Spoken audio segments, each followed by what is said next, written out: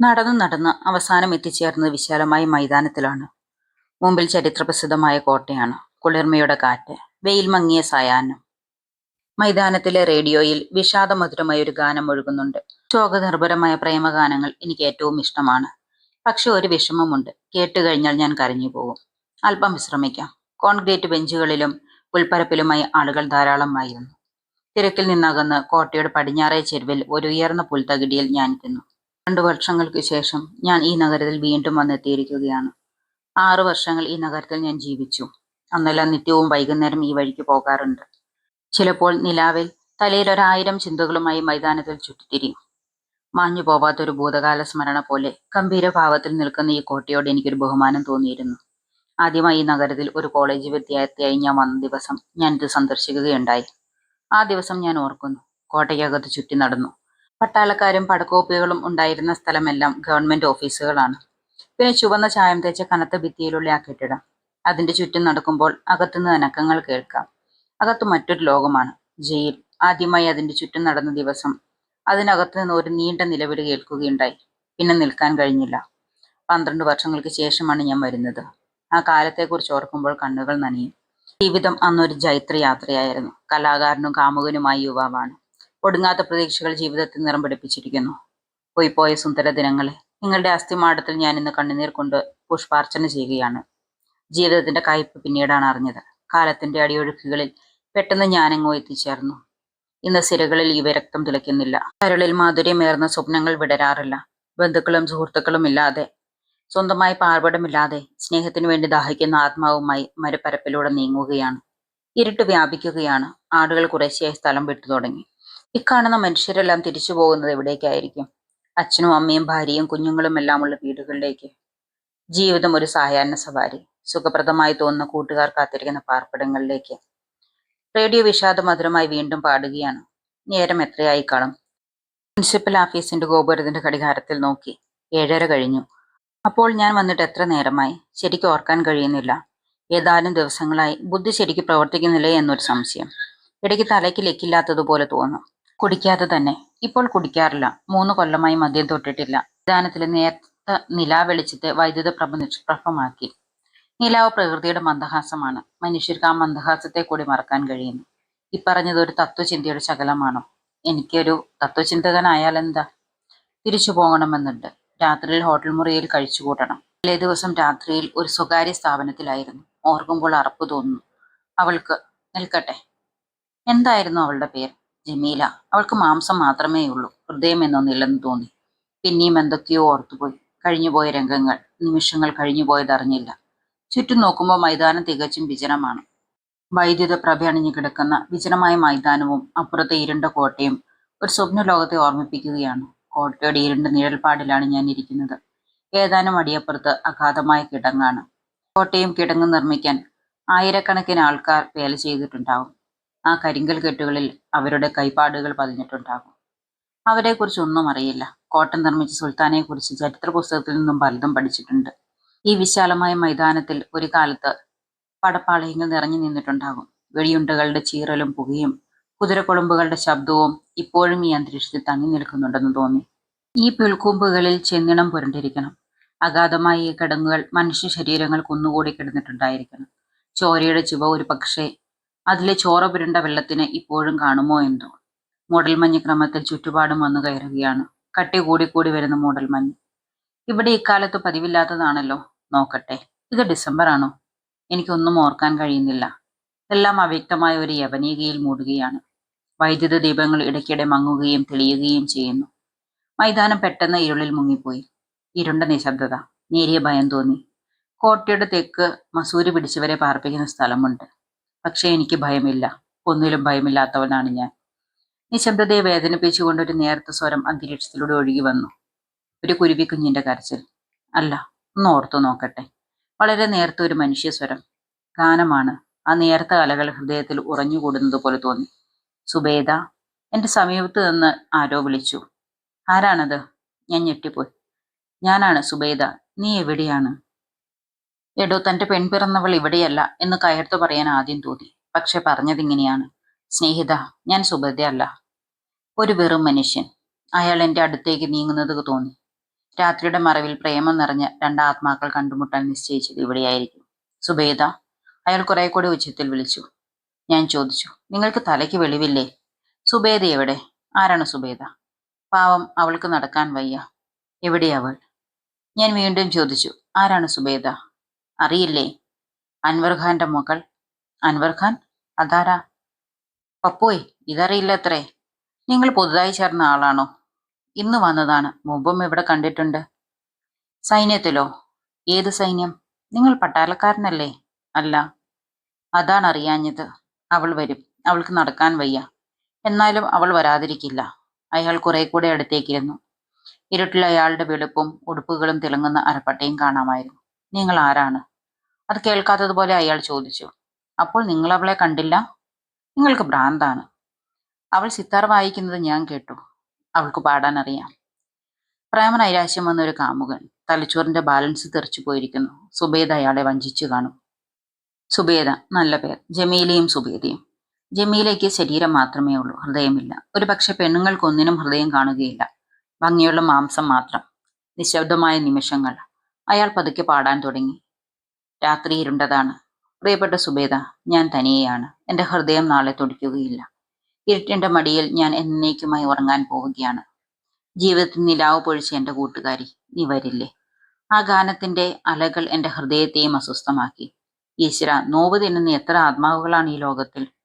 പറയൂ, സുബേദ നിങ്ങളെ ഉപേക്ഷിച്ചോ? അവൾ ലോകത്തെ തന്നെ ഉപേക്ഷിച്ചു. അവൾക്ക് എന്നെ മറക്കാനാവില്ല. അവൾ സിതാർ വായിക്കുന്നത് ഞാൻ നിത്യവും കേൾക്കാറുണ്ട്. അയാൾ ആ കഥ പറഞ്ഞു. ഞാനൊരു പട്ടാളക്കാരനാണ്. നാടും വീടും വിട്ടിട്ട് കൊല്ലങ്ങൾ പലതായി. പാളയത്തിലും പടക്കളത്തിലുമായി യുവത്വത്തിന്റെ ഓജസ് നിറഞ്ഞ കാലം കഴിച്ചു. മരണവുമായി പലപ്പോഴും നേരിട്ടിട്ടുണ്ട്.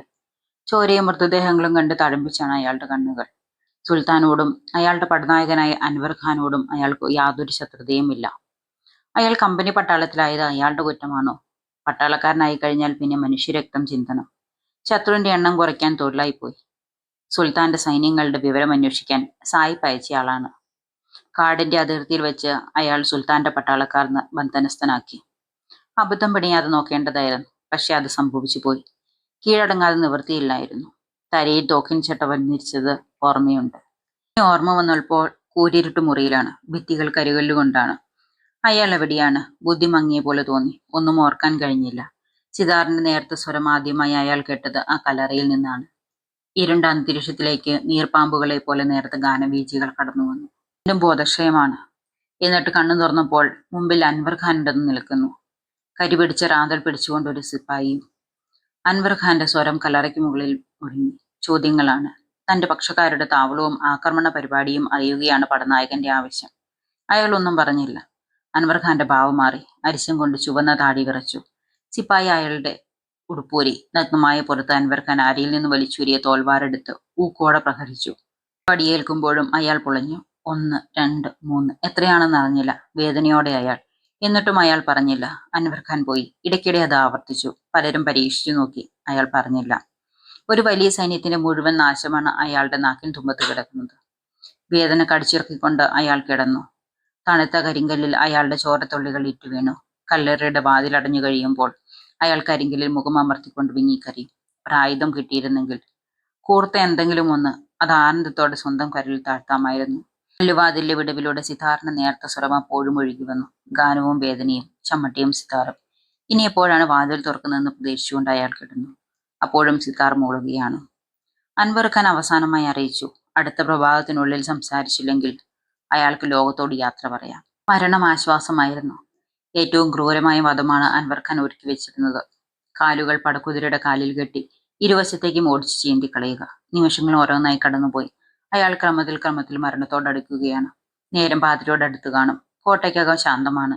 പകൽ പട്ടാളക്കാരുടെ സംസാരവും കാലൊച്ചയും ആയുധങ്ങളുടെ ശബ്ദവും കുതിരക്കുളമ്പടിയും കേൾക്കാം. രാത്രിയിലെല്ലാം ശാന്തമാണ്. 24 വർഷങ്ങൾ മാത്രം കണ്ട ഒരു ജീവിതം പ്രഭാതത്തിൽ അവസാനിക്കുകയാണ്. ജീവിതം സുന്ദരമായിരുന്നു. തുടുപ്പും അന്തിച്ചുവപ്പും നിലാവും നക്ഷത്രങ്ങളും എല്ലാം അടങ്ങുന്ന പ്രപഞ്ചത്തോട് വിടവാങ്ങാൻ വയ്യ. ജീവിക്കണം. ആശയുടെ മുറുക്കം കൂടുകയാണ്. ഇരുട്ടിൽ ഒരു വിടവുണ്ടാക്കിക്കൊണ്ട് വാതിൽ പതുക്കെ തുറന്നു. ഒരു നേർത്ത വെളിച്ചം. അതിൽ വെണ്മയേറിയ ഒരു രൂപം കണ്ടു. സ്വപ്നം കാണുകയല്ല, തീർച്ച. ഒരു സ്ത്രീയാണ്. എടുത്ത തുണി കൊണ്ട് ശരീരവും ശിരസും മറച്ച ഒരു സ്ത്രീ. വെൺബെക കീറിൽപ്പെട്ട അമ്പിളിക്കലി എന്ന അവളുടെ മുഖം അനുസ്മരിപ്പിക്കുന്നത്. വാതിൽ ചാരി അവൾ അകത്തു കടന്നു. അപ്പോഴാണ് അയാൾ കാണുന്നത്. അവൾക്ക് നടക്കാൻ വയ്യ. ഒരു കാൽ നിർജീവമാണ്. ഊന്നുവടിയുടെ സഹായത്തോടെയാണ് അവൾ നീങ്ങുന്നത്. ആരാണ്? ഒരു പാവപ്പെട്ട പെൺകുട്ടി. പറയൂ, നിങ്ങൾ ആരാണ്? സുബേദയാണ്, അൻവർ ഖാന്റെ മകൾ. അൻവർ ഖാന്റെ പേർ കേട്ടപ്പോൾ അയാൾ ഞെട്ടിപ്പോയി. പേടിക്കണ്ട, ഞാൻ നിങ്ങളെ സഹായിക്കാം. അവൾ മുടന്തിക്കൊണ്ട് അയാളുടെ അടുത്തെത്തി. അയാളുടെ ശരീരത്തോട് ഒരുമിക്കൊണ്ട് അവൾ ഇരുന്നു. ദേഹത്തിലെ വ്രണങ്ങളിൽ നോക്കിയപ്പോൾ അവളുടെ കണ്ണുകൾ നിറഞ്ഞു. നീണ്ട നേർത്ത വിരലുകൾ മുറിവുകൾ തടവിക്കൊണ്ട് അവൾ പറഞ്ഞു, ഞാൻ എല്ലാം കേട്ടു. അയാൾക്ക് അവളെക്കുറിച്ച് കൂടുതൽ അറിയണമെന്നുണ്ടായിരുന്നു. അവൾ പറഞ്ഞു, സമീപത്താണ് അൻവർ ഖാന്റെ കൂടാരം. പടക്കളത്തിലേക്ക് കുടുംബക്കാരെ കൊണ്ടുവരുന്നതായിരുന്നു സുൽത്താന്റെ ആജ്ഞ. അൻവർ ഖാന് പ്രത്യേക അനുമതി നൽകിയിട്ടുണ്ട്. സുബേദ ജനിച്ചപ്പോൾ തന്നെ ഒരു കാൽ നിർജീവമായിരുന്നു. ഉമ്മ ചെറുപ്പത്തിലെ മരിച്ചുപോയി. അൻവർ ഖാൻ എവിടെയായാലും ശരി, അവൾ ഒരുമിച്ചുണ്ടാകും. കഴിഞ്ഞ 16 വർഷങ്ങൾ ആയുധങ്ങളുടെയും മരണത്തിന്റെയും മധ്യത്തിലാണ് അവൾ കഴിച്ചത്. ഏകാന്തതയായിരുന്നു അവളുടെ കടിത്തോഴി. സിതാർ വായിച്ചുകൊണ്ട് പകൽ മുഴുവൻ അവൾ കഴിച്ചുകൂട്ടും. രാത്രി ഉറക്കം വരുന്നതുവരെ കരയും. കാരണം അയാൾ ചോദിച്ചില്ല. അവൾ വീണ്ടും പറഞ്ഞു, എന്നെ വിശ്വാസമില്ലേ? ഞാൻ നിങ്ങളെ രക്ഷിക്കാം. അയാൾ അവളുടെ മുഖത്തേക്ക് നോക്കി. നിലാവണിഞ്ഞു നിൽക്കുന്ന ഒരാമ്പൽ പൂവിന്റെ മനോഹാരിതയുണ്ട് അവൾക്ക്. അവൾ ഒരു ദേവതയാണ്. സുബർക്കത്തിൽ നിന്നും വെൺമേഘങ്ങളിലൂടെ ചിറക് വിരിച്ച് ഇറങ്ങി വരുന്ന ഒരു ദേവത. സുബേദ, ബാപ്പയെ അറിഞ്ഞാൽ എന്നെ കൊല്ലും. പക്ഷെ ബാപ്പയെ അറിയില്ല. സുബേദ. അയാളുടെ കണ്ണുകളിൽ നിന്നും ചൂടുള്ള ബാഷ്പം അവളുടെ നിർജീവമായ പാദങ്ങളിൽ ഊർന്നു വീണു. ഇപ്പോൾ രക്ഷപ്പെടണം. എങ്ങനെ? താക്കോൽ എന്റെ കയ്യിലുണ്ട്. കോട്ടമതിലിനടുത്തേക്ക് വഴിയുണ്ട്. ഇറങ്ങാൻ കയറും കരുതി വെച്ചിട്ടുണ്ട്. അവൾ തന്നെ രക്ഷിക്കാൻ വേണ്ടി സ്വന്തം ജീവനെ പണയപ്പെടുത്തുകയാണ്. അയാൾ ജീവിച്ചിട്ട് അവൾക്ക് എന്ത് കാര്യം? വരൂ, താമസിക്കരുത്. അയാൾ നിശബ്ദം അനുസരിച്ചു. ഇരുണ്ട ഇടനാഴി കിടന്ന് കൽപ്പടവിറങ്ങി അയാൾ പുറത്തിറങ്ങി. അയാളുടെ ചുമലിൽ ചാഞ്ഞുകൊണ്ടാണ് അവൾ നടന്നത്. മരുന്ന് നിറച്ച കല്ലറയുടെ നിഴൽപ്പാടിൽ നിന്ന് അവൾ ചുരുട്ടിവെച്ച കയർ. പുറത്തെത്തി പതുക്കെ അവർ മുന്നോട്ട് നീങ്ങി. നേർത്ത നിലാവുണ്ടായിരുന്നു. അവരുടെ നിഴലുകൾ പരസ്പരം ലയിച്ചു ചേർന്നു. ഹൃദയം ഉച്ചത്തിൽ തുടിക്കുകയായിരുന്നു. ആരെങ്കിലും കണ്ടാൽ? ഇല്ല, ആരുമില്ല. കോട്ടമതിലിലേക്ക് കയറാനുള്ള വഴിയിലെത്തപ്പോൾ അവൾ നിന്നു. പോകൂ. അവൾ കയർ ചുരുൾ ചുമലിലേക്ക് ഇട്ടുകൊടുത്തു. അവളുടെ കൈകൾ നെഞ്ചിൽ വെച്ചുകൊണ്ട് അയാൾ ചോദിച്ചു, സുബേദ? അവർ പിരിയുകയാണ്. സുബേദ. അയാളുടെ നെഞ്ചിൽ മുഖമമർത്തിക്കൊണ്ട് അവൾ നിന്നു. മാരടം നനയുകയായിരുന്നു. കാവൽപുരയിൽ നിന്ന് ഒരനക്കം കേട്ടു. പോകൂ, വേഗം വേഗം. അവളുടെ നെറ്റിത്തടത്തിൽ ചുണ്ടുകൾ അമർത്തിയ ശേഷം അയാൾ കോട്ടമതിലിലേക്ക് കയറി. രാവിന്റെ തണുത്ത നിശബ്ദതയ്ക്ക് മുറിവേറ്റു. ചലനങ്ങൾ, കോപം നിറഞ്ഞ വാക്കുകൾ. ഒരു തീപത്തം ദൂരെ പ്രകാശിച്ചു. മരണം വീണ്ടും തലപൊക്കി നോക്കുകയാണ്. വേഗം വേഗം. കയർ കെട്ടിയുറപ്പിച്ച ശേഷം അയാൾ ഊർന്നിറങ്ങി. അപ്പുറം സ്വതന്ത്രമായ ലോകം അയാളെ കാത്തിരിക്കുന്നു. അപ്പുറത്ത് കാലുകുത്തിയപ്പോൾ അയാൾക്ക് ആശ്വാസമായി. ഇനി കിടങ്ങു നീന്തിക്കടക്കണം. അത് സാരമില്ല. അപ്പുറത്തു നിന്ന് അലർച്ചകൾ കേട്ടു. സുബേദ സ്വന്തം കൂടാരത്തിൽ തിരിച്ചെത്തിയിരിക്കുമോ? അന്തരീക്ഷത്തെ നടുക്കിക്കൊണ്ട് 2 പ്രാവശ്യം അപ്പുറത്ത് വെടിപൊട്ടി. ബഹളത്തിൽ വേർതിരിച്ച് ഒരു നേർത്ത ദീനസ്വരം അയാൾ കേട്ടു. പെട്ടെന്ന് അയാൾ സുബേദയെ ഓർത്തു. തലച്ചോറിൽ തീ പിടിച്ച പോലെ തോന്നി. ഇറങ്ങിപ്പോന്ന കയറിൽ പിടിച്ചുകൊണ്ട് അയാൾ കോട്ടമതിലിലേക്ക് കുതിച്ചു കയറി. ചിറകളിൽ ചോര തിളയ്ക്കുകയാണ്. ഹൃദയം കത്തിയെരിയുകയാണ്.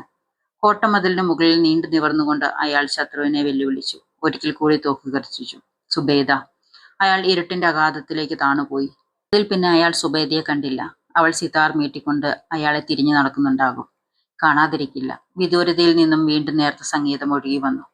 അയാൾ ഇരുളിലേക്ക് പാഞ്ഞുപോയി. സുബേദ. അയാളെ പിന്തുടർന്നാൽ എന്ത്? ഒന്ന് ചോദിക്കാൻ വിട്ടുപോയി. അയാളുടെ പേർ? നിൽക്കൂ. നോക്കുമ്പോൾ അയാളില്ല. ഇരുട്ട് മുഴുവൻ ഓടിയൊളിച്ചിരിക്കുന്നു.